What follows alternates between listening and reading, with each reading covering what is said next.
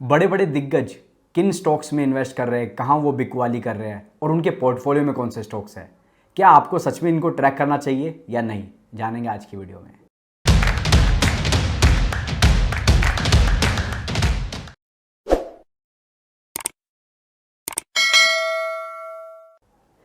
नमस्कार दोस्तों, स्वागत है आपका अपने चैनल इन्वेस्टो में।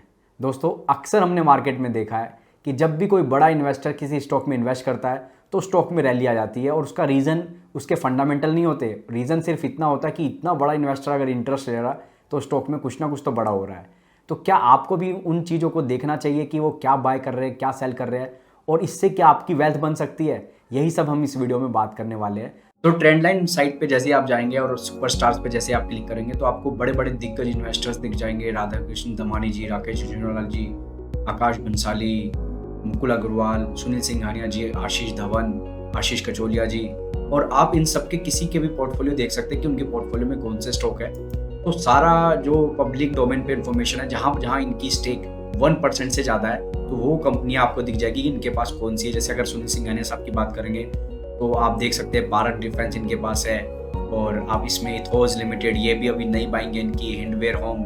तो आपको आराम से इजीली डेटा अवेलेबल है पब्लिक डोमेन पे कि 1% से ज़्यादा जिन पर इन बड़े इन्वेस्टर की स्टेक है, तो ये इजीली आप एक्सेस कर सकते हैं। लेकिन अब क्वेश्चन वही आता है कि क्या इसके बेस पे आपको बाइंग करनी चाहिए कि नहीं।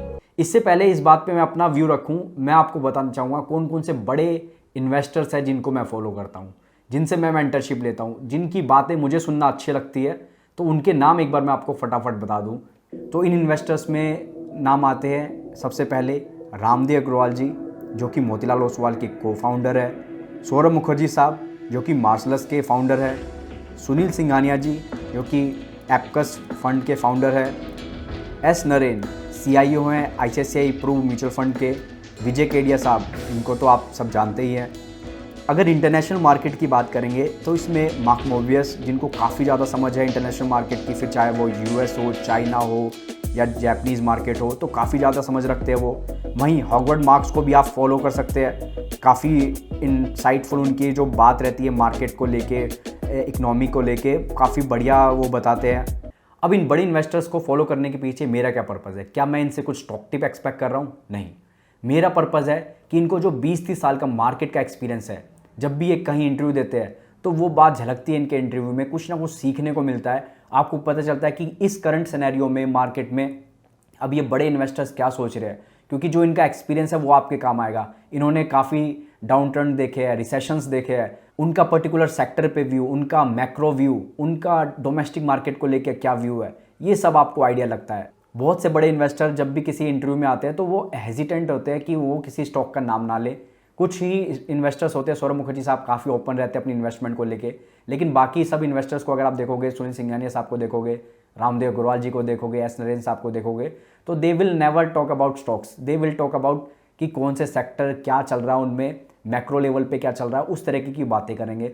तो आपको बहुत ज़्यादा इंसाइट्स मिलती है कि ये लोग कैसे सोच रहे हैं, और ये एक तरह की मेंटरशिप आपकी फ्री में हो रही होती है। आप सीख रहे होते हो मार्केट के इतने बड़े दिग्गज से कि वो किस हिसाब से मार्केट की किस सिचुएशन को कैसे हैंडल कर रहे हैं। तो ये लर्निंग एक अलग ही तरह की लर्निंग होती है। मैं मोस्ट ऑफ द टाइम इनके जब भी इंटरव्यू आते हैं तो मिस नहीं करता हूँ। खास तौर पे वीकडेज में जब इनके इंटरव्यूज़ आते हैं तो वीकेंड पे जाके एक बार देखता हूँ कि किसी बड़े इन्वेस्टर्स ने, जिसको मैं फॉलो करता हूँ, उन्होंने इंटरव्यू दिया है। थॉट प्रोसेस में कुछ ना कुछ डॉट्स आप कनेक्ट कर पाते हैं, वो बहुत बढ़िया होता है आपके इन्वेस्टिंग के लिए भी और आपके लर्निंग एक्सपीरियंस के लिए भी। अब बात आ जाती है कि क्या आपको इनके पोर्टफोलियो को फॉलो करना चाहिए कि नहीं। जितना भी पब्लिक डोमेन में इंफॉर्मेशन अवेलेबल होती है, जैसा कि मैंने आपको पहले बताया कि 1% से ज़्यादा की अगर इनकी स्टेक है तो ये पब्लिक डोमेन में इंफॉर्मेशन अवेलेबल रहती है, एक्सचेंज के थ्रू, शेयर होल्डिंग पैटर्न के थ्रू। तो दोस्तों, आपको कभी पता नहीं चलेगा कब ये खरीद रहे हैं और कब ये बेच रहे हैं। और इनके बेस पे जो शेयर होल्डिंग पैटर्न आ रहा है उसके बेस पे आप कुछ भी बाइंग सेलिंग कर रहे हो तो आप उसमें ट्रैप हो जाओगे। तो बेटर ये रहता है कि अगर किसी बड़े इन्वेस्टर ने जिस स्टॉक में आपने इन्वेस्ट किया तो उसमें इन्वेस्ट किया हुआ है, जैसे कि अभी अगर बात करेंगे तो इन जिन मेंटर्स का मैंने डिस्कशन किया आपसे, उसमें से 2 मेंटर्स ने एक कंपनी में इन्वेस्ट किया हुआ है बिल्डिंग मटेरियल की, जहाँ पर हम भी बुलिश है। तो आपको क्या होता है कि कन्विक्शन थोड़ा सा बढ़ जाता है। लेकिन ऐसा नहीं होना चाहिए कि अगर उन्होंने सेल किया तो फिर आप भी सोचोगे यार ये तो सेल कर रहे हैं तो मुझे भी सेल कर देना चाहिए। कभी भी स्टॉक टिप के बेस पे इनके पोर्टफोलियो को मत देखो, क्योंकि सबका स्टाइल अलग है। आप अगर बात करेंगे सौरभ मुखर्जी साहब का स्टाइल बिल्कुल भी सुनील सिंघानिया साहब के स्टाइल से नहीं मैच करता। एक वैल्यू इन्वेस्टर है, दूसरा अगर आप बोलोगे तो ग्रोथ इन्वेस्टर है। तो दोनों का ही स्टॉक पिकिंग का स्टाइल है, बिल्कुल मैच नहीं करता। वहीं अगर आप रामदेव अग्रवाल जी को देखोगे तो उनके मोतीलाल ओसवाल में एक फूड डिलीवरी कंपनी है जिसको मेरे को बिल्कुल भी जो वो अच्छी नहीं लगती कंपनी। तो उनका अपना व्यू है उस कंपनी को लेकर, लेकिन मैं बिल्कुल अपोजिट व्यू में हूँ, जिसे बोलते हैं कि आप अदर कैंप में है उस कंपनी को लेके। तो आपकी थिंकिंग हो सकता है हर पर्टिकुलर स्टॉक के प्रति मैच ना करे, लेकिन एक ओवरव्यू आपको मिलता है। अलग अलग थिंकर, अलग अलग इन्वेस्टिंग स्टाइल। एस नरेन साहब की बात करोगे तो वो ज़्यादा बिलीव करते हैं कॉन्ट्रेरियन इन्वेस्टिंग में, तो उनका अलग स्टाइल है। जिस सेक्टर को मार्केट नेग्लेक्ट कर रहा है, जहाँ पर बिल्कुल भी कोई इंटरेस्ट नहीं ले रहा है, पेसिमिज्म एक्सट्रीम पे है, वहाँ पर एस नरेन साहब इन्वेस्ट करते हैं। तो उनके इंटरव्यू आप देखोगे तो अलग पर्सपेक्टिव आपको मिलेगा। अगर इंटरनेशनल इन्वेस्टर जैसे मार्क मोवियस साहब या फिर हॉवर्ड मार्क्स को सुनोगे तो आपको आइडिया लगेगा कि यूएस की मार्केट में क्या चल रहा है, उनका इंडिया के प्रति क्या व्यू है। तो ये सब चीज़ें बहुत हेल्प करती है आपकी लर्निंग में, आपकी इन्वेस्टिंग जर्नी में। और उसके बेस पे आप डॉट्स कनेक्ट करके, जैसे मैंने आपको पहले कहा, आप अपनी इन्वेस्टमेंट करते हो, अपने स्टॉक्स पिक करते हो सकता है एक दो कोई स्टॉक सिमिलर हो आपका, और हो सकता है बिल्कुल ही आपका पोर्टफोलियो इनसे बिल्कुल भी मैच ना खाता हो, लेकिन जो लर्निंग मिलती है वो बहुत ज़रूरी हो जाती है।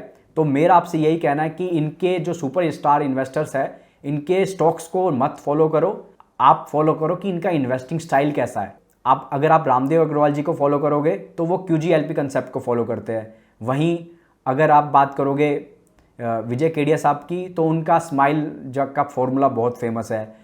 सुनील सिंघानिया साहब मीट के फॉर्मूले पे बिलीव करते हैं। सौरभ मुखर्जी साहब बिलीव करते हैं कि company free cash flow generate कर रही हो और उस फ्री कैश फ्लो को यूटिलाइज कर सके, हाई ROC पे फिर से री इन्वेस्ट कर सके बिजनेस में, ताकि अच्छा खासा प्रॉफिट नीचे कंपनी लगातार बनाती रहे। एस नरेन, जैसा कि मैंने आपको बोला कि वो कॉन्ट्रेरियन इन्वेस्टिंग में बिलीव करते हैं। तो अलग अलग इन्वेस्टिंग स्टाइल वाले ये इन्वेस्टर्स है। तो ये आपकी लर्निंग काम आएगी आपकी इन्वेस्टिंग स्टाइल को सुधारने में, और आप एक बेटर इन्वेस्टर बन सकते हैं, ना कि आप इनको देखेंगे कि मुझे इनसे कोई स्टॉक टिप चाहिए।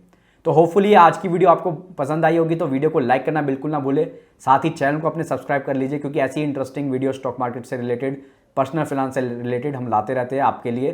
Thank you so much. तो कमेंट पिकर से देख लेते हैं लकी विनर कौन रहे, किनका कमेंट पिक होगा। एक बार वीडियो का लिंक पेस्ट कर देते हैं। जो कल की 19th वीडियो थी उनके नीचे कमेंट किया था, जो हमारा सितंबर पूरे महीने ऑफर चल रहा है ये, कि हम आपको 30 डेज 30 विनर्स अनाउंस कर रहे हैं। तो देखते हैं किसका कमेंट पिक होता है। स्टार्ट कर देते हैं, एक बार देखते हैं किसका कमेंट पिक होता है। जी जायसवाल जी, नाइस वीडियो सर, कॉन्ग्रेचुलेशन, आप लकी विनर बने हैं। डिस्क्रिप्शन में व्हाट्सएप नंबर है, हमें व्हाट्सएप कर दीजिए। Thank you so much.